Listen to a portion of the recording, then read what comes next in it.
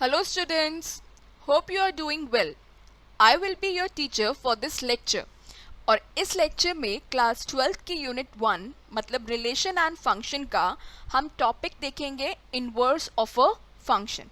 ठीक है, ये बहुत इंपॉर्टेंट टॉपिक होता है and with the same hand ये बहुत इजी भी होता है. ठीक है, सबसे पहले हम मान लेते हैं कि let f be a function from a to b is a bijective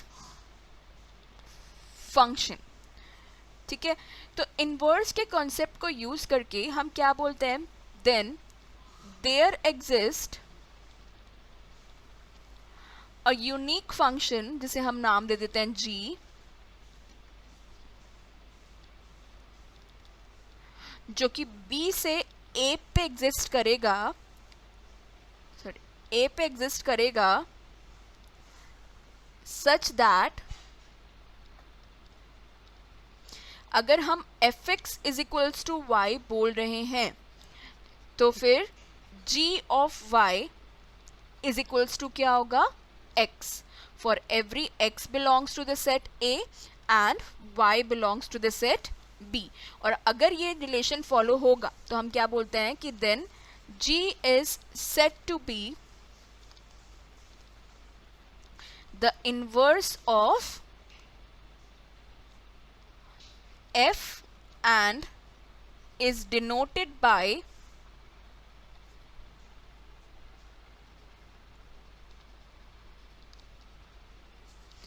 f inverse.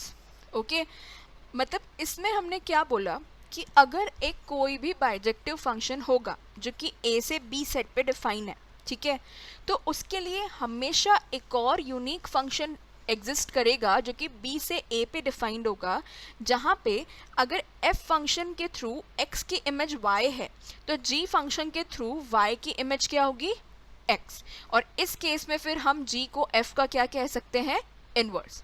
ठीक है, अगर डायग्रामेटिकली हम देखें तो हमारे पास दो सेट होंगे a और b.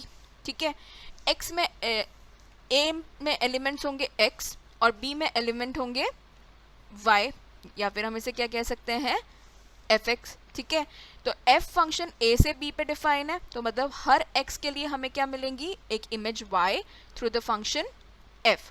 और फिर उसके लिए क्या होगा, एक और फंक्शन g डिफाइन होगा b से a पे, जहाँ पे हर एलिमेंट y के लिए हमें क्या मिलेगी, एक image x.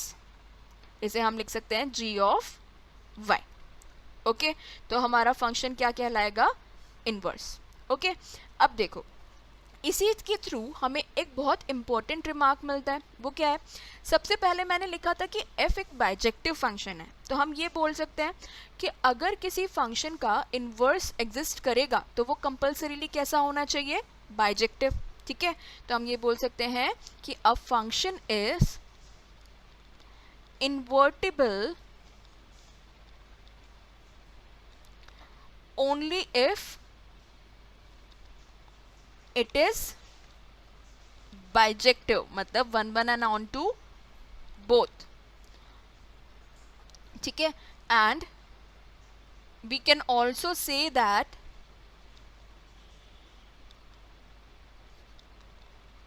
if a function is in bijective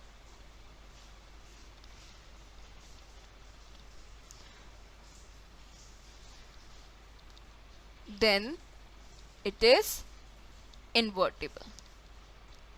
ठीक है, मतलब दोनों तरीके से हम बोल सकते हैं कि अगर फंक्शन इन्वर्टिबल है तो कंपल्सरीली बाइजेक्टिव होगा, और अगर वो बाइजेक्टिव है तो वो कंपल्सरीली इन्वर्टिबल होगा. इसी से हम किसी भी एक फंक्शन को का इन्वर्स एग्जिस्ट करता है ये प्रूफ कर सकते हैं. ठीक है, तो यही हमारा कंसेप्ट होता है कि अगर किसी फंक्शन का इन्वर्स एग्जिस्ट करना है, ये प्रूफ करना है, तो हमें सिर्फ उसको क्या प्रूफ करना होता है, bijective. Okay, so I hope you understood the explanation. Thank you.